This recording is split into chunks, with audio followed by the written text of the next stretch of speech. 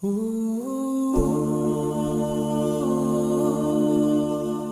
الله الرحمن الرحيم. إن الحمد لله نحمده ونستعينه ونستغفره ونعوذ بالله من شرور أنفسنا ومن سيئات أعمالنا. من يهده الله فلا مضل له ومن يضلل فلا هادي له، وأشهد أن لا إله إلا الله وحده لا شريك له، وأشهد أن نبينا محمدا عبده ورسوله صلى الله عليه وعلى آله وأصحابه وسلم تسليما كثيرا. أما بعد. Assalamu alaikum va rahmatullohi va barakatuhu. Hurmatli ustozlar va qarindoshlar, bugungi axloq darsimizning temasi al-vafa, sadoqatmanlik va vafodorlik to'g'risida. Fattaqulloha ibadalloh haqqa taqvo vastamsiku minal islami bil urvatil wuthqa. Ey Allohning bandalari, Allohga haqiqiy taqvodorlik qilinglar. Islomning mustahkam halqasiga ching esilinglar. İnsonningki nafsi Allah'a qulchilik qilish bilan va Allohninki mahluqotlarga go'zal shaklda muomala qilish bilan mukammal bo'ladi. Allah subhanahu va taolo bandalar uchun ishlarningki eng yuksaklarini tutish va ishlarning nachar pastkashlaridan cheklashni yo'lga qo'ydi. Vafodorlik, sadoqatmanlik bo'lsa, hayot ravris bo'lgan jamiyat qurilmasininki asosi, isil axloqning manbai, insondagi eng sharafli bo'lgan sifatlardan biri hisoblanadi. Vafodorlik degan boshqalarning qilgan yaxshiliklarini e'tirof qilish, o'zga yaxshilik qilgan yoki o'zga ig'ir qiyinchiliklarda qo'l sungan, yordam bergan kishilarga go'zal shaklda ularga yaxshilikni qaytarish demakdir. Hamda vafo qilish vojib bo'lgan, ya'ni sadoqatmand bo'lish, vafo qilish eng zarur bo'lgan ahdlarning kattasi qaysi desa, Allohga bo'lgan sadoqatmanlik, Alloh qilgan ahdiga vafo qilish. Bu qaysi desa, yolg'iz bir Allohga ibodat qilish, Allohga hech qanday bir narsani shirik keltirmaslik. Bu to'g'rida Alloh subhanahu va taolo Qur'oni Karim Baqara surasida aytadi: "Va ufu bi ahdi ufi bi ahdikum." Yani sizlar bana bergan ahdinglarga vafo qilinglar, menga sadoqatmand bo'linglar, menga hech narsani shirik keltirmanglar. Menmo sizlarga bergan ahdimga vafo qilaman, sizlarni azoblamayman, jannatga musharraf qilaman. Allah subhanahu va taoloning mushu ahdisiga eng sadoqatmand vafodor bo'lgan kishilar Allohningki elchilari, Allohning payg'ambarlari. Allah subhanahu va taolo İbrahim alayhisalomni madiyalab va Ibrohim allazi vaffa degan. Yani sadoqatmand va'dasiga vafo qilgan İbrahim. İbn Kasir rahimahullah bu oyatni tushuntirib, yani İbrahim alayhissalom Allah subhanahu va taolo uning uchun yo'lga qo'ygan barliq ishlarda nayt vafodor, sadoqatmand bo'lgan va buyurilgan ishlarningki hammasini ado qilgan.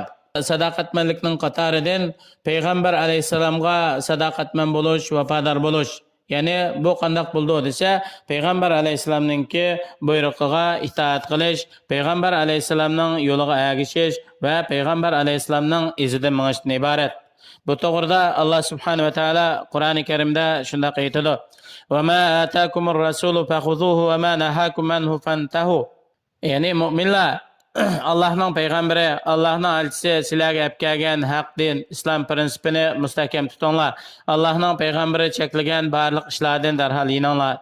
Bu vafodorlik, sadoqatmanlik degan erlarningki, haqiqiy yetishgan erlarningki alomatlari. Bu shundaqla insonningki nafsi ruhiyatiningki oliy ekanligi, axloqining go'zal ekanligini bildirdi. İnsanların en sadoqatmanlari, vafodorlari Allohning elchilaridir. Musa alayhissalom o'zining qarindoshi bo'lgan Harun alayhissalomning haqqini tonida e'tirof qildi va Alloh subhanahu va taolodan Harun alayhissalomni o'zi bilan elchilik vazifasini ado qilishda sherik qilishni, ya'ni o'ziga hamroh qilishni tilab Allohdan so'radi. Allah subhanahu wa taala bu ahvalni bayon qilib shunday aytadi: "Vaj'alli waziran min ahli Haruna akhi ushtut bi azri va ashriku fi amri." Rabbim, meni ahlimdan bo'lgan qarindishim Harunni menga vazir qilib bersla, menga yordamchi qilib bersla. Uning bilan men ishlarimni kuchlantirman. Uni mening ishimga, ya'ni elchilik vazifasini ado qilgan bu payg'ambarlik ishimga buni sherik qilsa deb Allohdan tiladi. Bu Musa alayhissalomdagi haqiqiy o'zining qarindishiga bo'lgan sadoqatmanlik va vafodorlikni ifodalaydi. Payg'ambarimiz Muhammad sallallohu alayhi vasallam Robbining elchilik vazifasini yetkazish uchun o'ziga yordam bergan kishilarga nihoyat bak sadoqatman vafodor edi. Payg'ambarimiz sallallohu alayhi vasallamni hijrat qilib Madinaga ketishdan ilgari Makkada Mut'im ibn Adi mushriklarningki Payg'ambar alayhisalomga aziyat yetkazishni cheklagan va Payg'ambar alayhisalomga homiy bo'lgandi. Payg'ambarimiz sallallohu alayhi vasallam bu kishining o'ziga qilgan yaxshilik ihsonini esida tutdi, unutmadi. Badr urushida mushriklardan 70 kishi asirga tushgan vaqtida Payg'ambar alayhisalom shunday aytgan: "Law kana al-Mut'im ibn al-Adi hayyan thumma kallamani fi haula'i natna la taraktuhum lahu", ravahul Buxoriy. Agar hozirgi vaqtida Mut'im ibn Adi hayot bo'lib, mushu asirga tushgan siz asirlar to'g'risida menga so'z qilgan bo'lsa, ya'ni ularni qo'yib o'tish to'g'risida so'z qilgan bo'lsa, men albatta ularning hammasini shu Mut'im ibn Adining yuz xotirasidan hammasini qo'yib o'tdim. Buxoriy rivoyat qilgan hadis. Payg'ambarimiz sallallohu alayhi vasallam o'zining sahobalariga nihoyat bak sadoqatman vafodor edi. Abu Bakr radhiyallohu anhu sahobalarning eng afzali va Payg'ambarimiz sallallohu alayhi vasallamga o'zining jini bilan, meli bilan yordam bergan zot edi. Va sahobalarning orasida Payg'ambarimiz sallallohu alayhi vasallamga eng ko'p hamroh bo'lgan zot edi.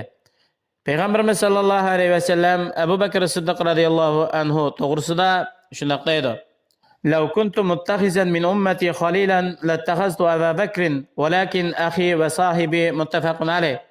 Agar men ummatimning orasidan ayrim bir do'st tutgan bo'lsam, albatta Abu Bakrni men do'st tutdim. Lekin payg'ambarninki, ya'ni ummatning orasidan ayrim kishilarni do'st tutishi loyiq bo'lmaydi.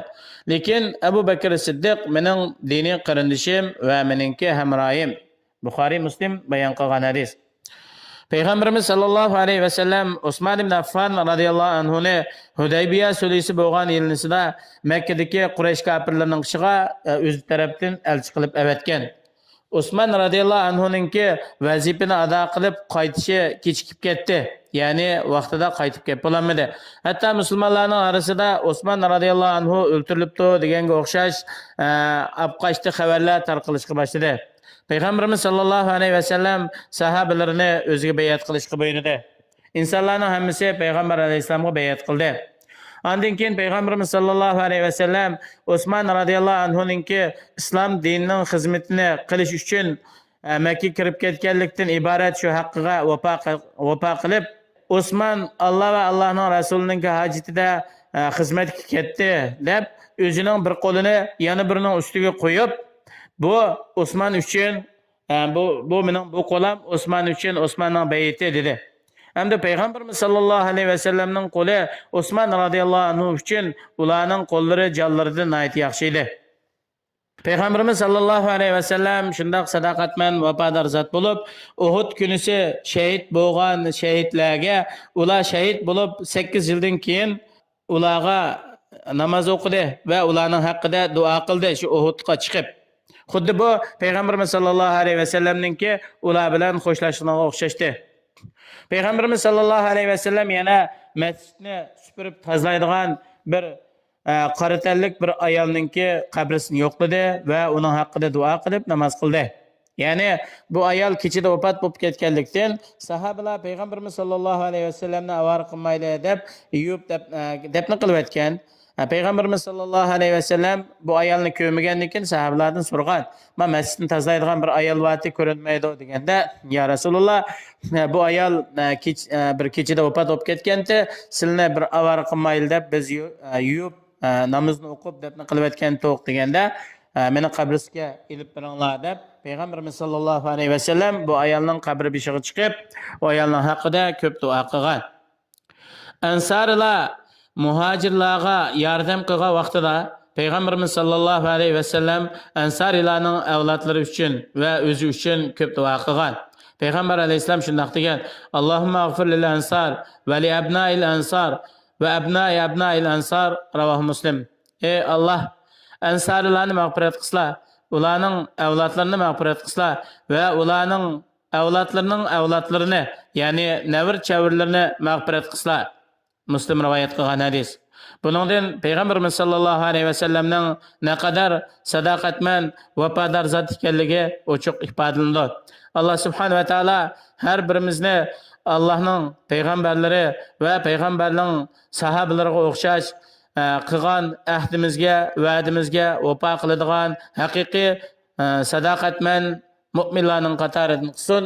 Vassalamu alaykum va rahmatullohi va barakatuh.